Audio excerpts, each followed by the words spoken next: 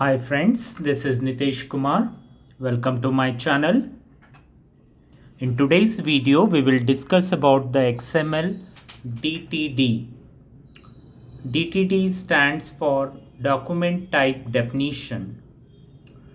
Mainly, the DTD is used to structure a XML document. Like XML DTDs are commonly known as document type declaration, and it describes you the structure of the XML document and also validate the XML document. DTDs checks the validity of the structure and the vocabulary of the XML document against the rules of the XML language. So XML document can be defined as well formed. It should be in a structured manner. The document adhere to all the general XML rules such as tags. Tags must be properly nested.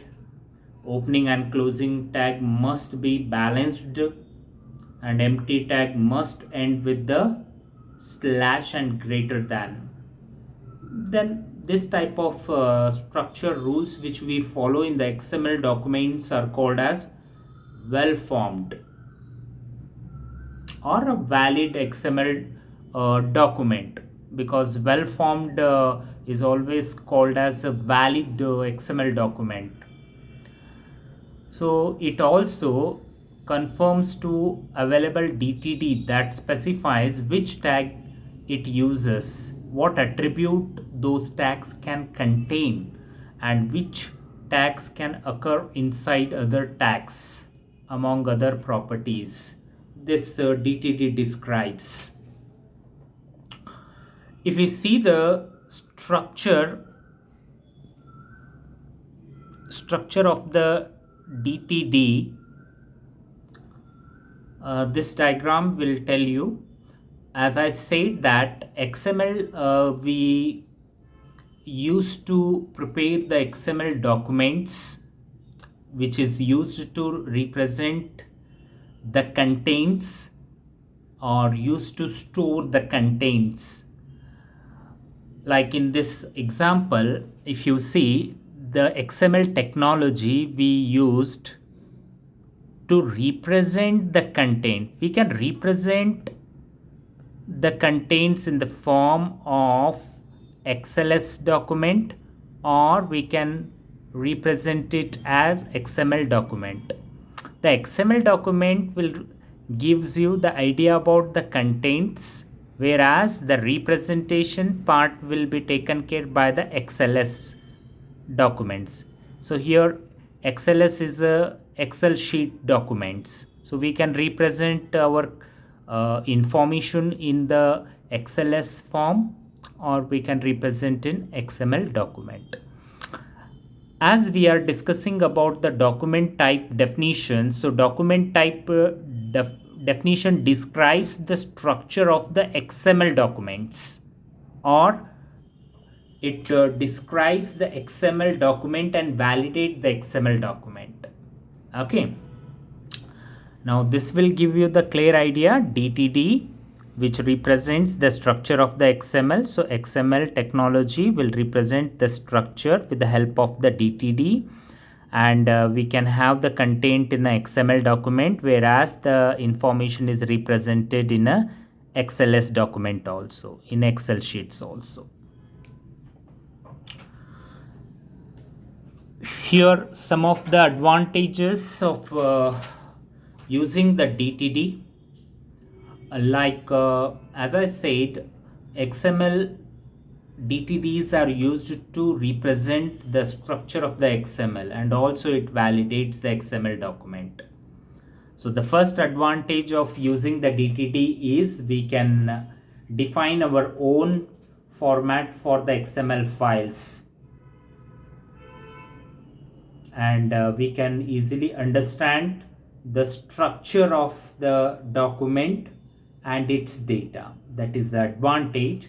And also with the help of DTD, we can perform the validation. So we can validate the XML document, which gives you to check the validity of the XML files by checking whether the elements appear in the right order, mandatory elements are there or not, and if any element is having the attribute, whether those attribute have been placed or not.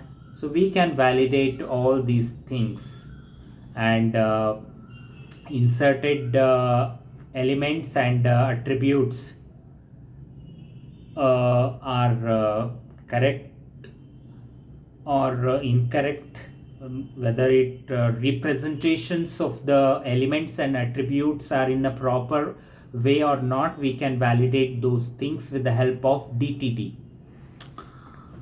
And with the advantages of the DTD, we have certain disadvantages also, as it does not support the namespaces mechanism, and also it only supports the text string data type. It doesn't supports the object oriented concepts, hence the inheritance is not possible in the DTD, and it has very limited possibility of express the cardinality for elements. So these are the some of the disadvantages of the DTD.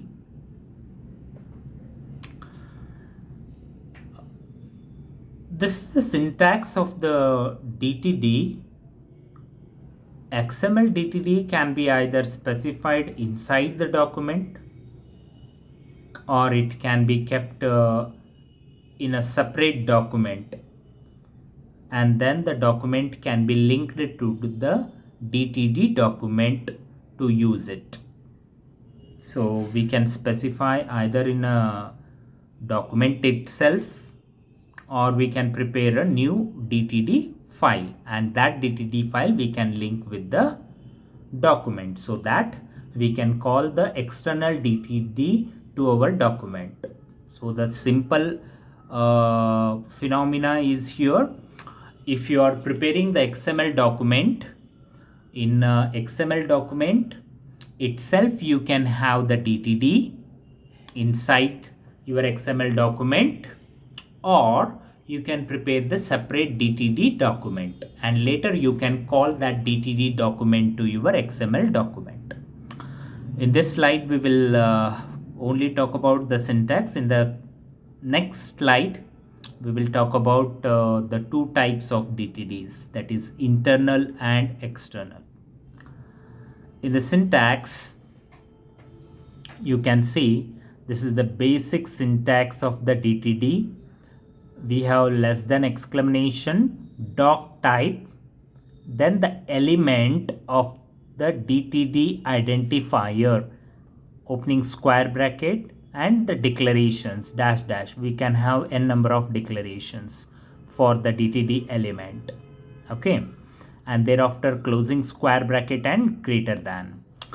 Now always DTD starts with less than exclamation and doc type delimiter. So document type is must. Always DTD starts with the doc type. Okay, so element, the next after doc type element is there. Okay, so that element tells the parser to parse the document from a specified root element. Okay, so element will tell you tells the parser that the root element is going to be used so and so here. DTD identifier is an identifier for the document type definition.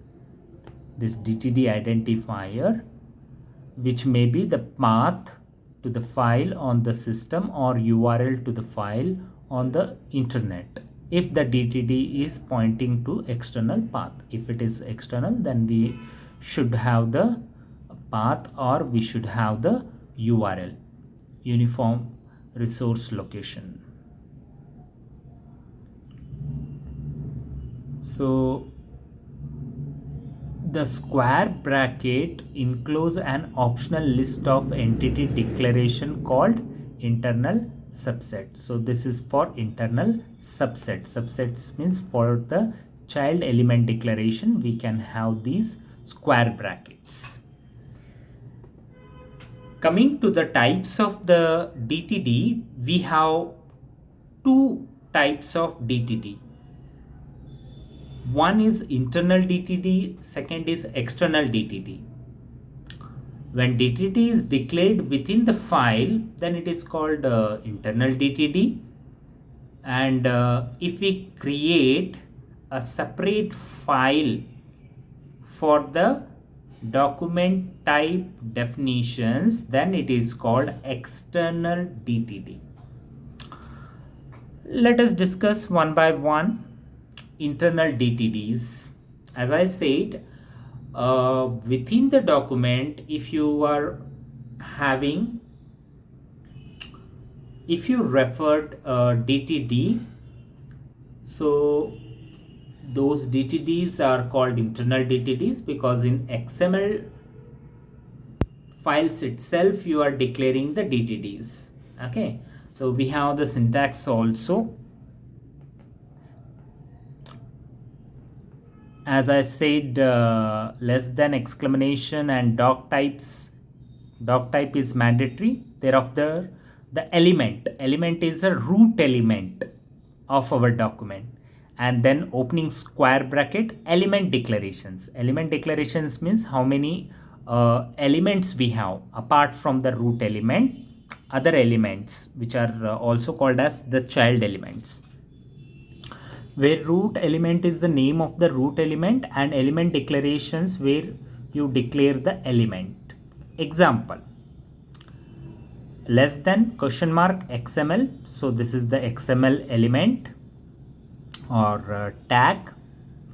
Version is the attribute and 1.0 is the value for the version attribute. Similarly, encoding is the attribute, UTF-8 is the value, and standalone equals to yes. This standalone attribute so far we have not used, but when it comes to DTD, we are using this additional standalone attribute. It must be yes if you are using the internal DTDs. Okay. Once again, I will repeat, standalone attribute must be yes if we are using internal DTD. Okay. Thereafter, as per the syntax of the DTD, we are using the doc type, then the address. Okay. Why the address? Address is the root element as per the syntax. Now you can see in our XML document also the address is the root element. Okay, so we are using the root element, opening square bracket, then the element address. Okay, so next is the element declarations, that is element address, name, company, phone. So name, company, phone are the other elements present in the XML document. Okay, closing bracket, that is greater than. Thereafter, we are using exclamation mark, capital element, then the name, opening parenthesis, hash, PC data. Okay, element, company, PC data, phone, PC data. So this is the end of the element declaration. So we are having closing square bracket, then the closing of the DTD declaration, and thereafter we are starting with the root element, that is address. Okay, so other elements like company, we have contents or say information, Shivangi Bradar as a name, company SVDC, phone is 8482226182, and the closing root element. This is the end of the document. So in this way, we can have the internal DTD. Now in internal DTD, we had start declaration. So we have started with the XML. Okay, XML declaration with the following statement. We have used a standalone attribute equals to yes, because we are using internal DTDs. So DTD immediately after the XML header. As we were discussed in the previous videos also, whenever you create a XML document, this would be the first line. This would be the first tag or element. Okay, so this tag is a XML tag which having attribute like version, encoding and standalone, and their values are 1.0, UTF-8 and yes. Okay, and commonly when we start the DTD, it refers the doc type as seen in the previous example. So doc type, that is the address. Address is nothing but the root element. Okay, so doc type declaration has exclamation mark at the start of the element name. The doc type informs the parser that DTD is associated with this XML document. Okay, so to tell that to tell the parser that we are using or the DTD is associated with the XML document, we are using the doc type.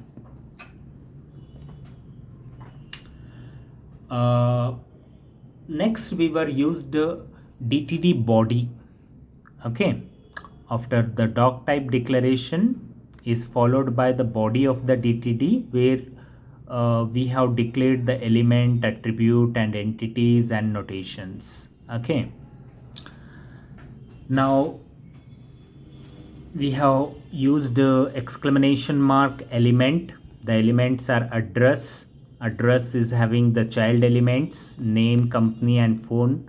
And again we had used element, name, PC data, company, PC data, phone number, PC data. So here the several elements are declared here that make up the vocabulary of the name document. Element name PC data defines the element name to be of type PC data. Okay, so here what is mean by PC data? PC data is a parsable text data. Okay, parsable text data. See, in the advantages and disadvantages slide, we have seen that DTD only support the text string data type. Okay, so hence here the parsable text data is mentioned, therefore we used PC data. Okay, now we had end declaration. So after the DTD body, okay, so we have closed internal DTD declaration using the closing bracket and closing angle bracket. This is the closing square bracket and closing angle bracket, or you can say greater than. So this effectively ends the definition, and thereafter XML document follows immediately. Okay, so we have seen in the example also here. Okay, so after just closing the DTD, okay, so we have started with the XML document. Okay, like this. Okay, now after this internal DTD, okay, The second type of DTD is the external DTD. As I said that we can create our own XML document, but I don't want to mention the DTD inside that XML document. So I want to create a separate file for DTD. Then I can go for the external DTD. Okay. As mentioned in this slide, the external DTD elements are declared outside the XML file, not inside the file. Okay, they are accessed by specifying the system attribute, which may be either the legal.dtd file or a valid URL. With the help of URL, or we can use the valid.dtd file, okay, to reference it as external DTD. Here, the standalone attribute in XML declaration must be set as no, whereas in internal DTD we have set as the standalone equals to in double quote yes. Okay, so I will show you the previous example here. Okay, so here in internal DTD we have mentioned it standalone as yes, whereas in external DTD it should be mentioned as no. Okay, this means the declaration includes the information from the external source. So standalone attribute, with the help of that we will tell the parser that we are not including the internal information, we are using the external source of the information for the DTD. Okay, now external DTD syntax. We have opening angle bracket, exclamation mark, doc type, root element.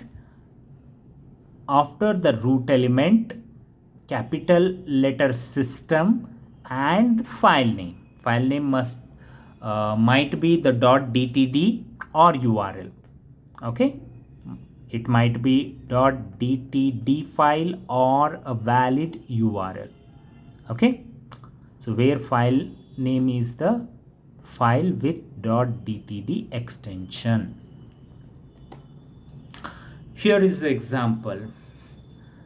As I said, the first line must be the XML tag and standalone must be set to no, and next is the declaration part of the DTD, doc type, address, system, and address.dtd. Now we have used the address.dtd file here. Okay, and as usual we have the root element, we have the other elements and closing root elements. Okay, the content of the DTD file address.dtd, we have created a separate address.dtd file. So when you create a separate .dtd file, there you must mention these elements. You must mention the address because of the root element, then the name, company, phone are the other elements present in the XML document, and these must be the PC datas. Okay,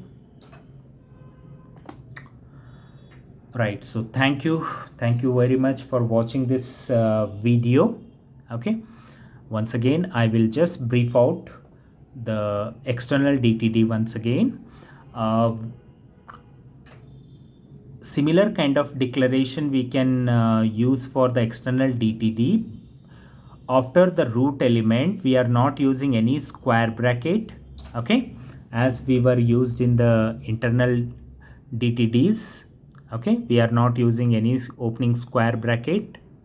Okay, and we are not using any closing square bracket. Okay, so these declarations are made in a separate file, and that file must be saved with the .dtd. Okay, so this is the example, the content of the DTD file address.dtd. So these lines must be typed in a separate file and it must be saved with extension name .dtd, so that you can able to create the dtd file, and that file we are calling in the external dtd, calling it as an external dtd in our xml document. This is the xml document, and this file must be saved as xml extension. Okay, and we are calling address.dtd to this document. Okay, so thank you for watching this video.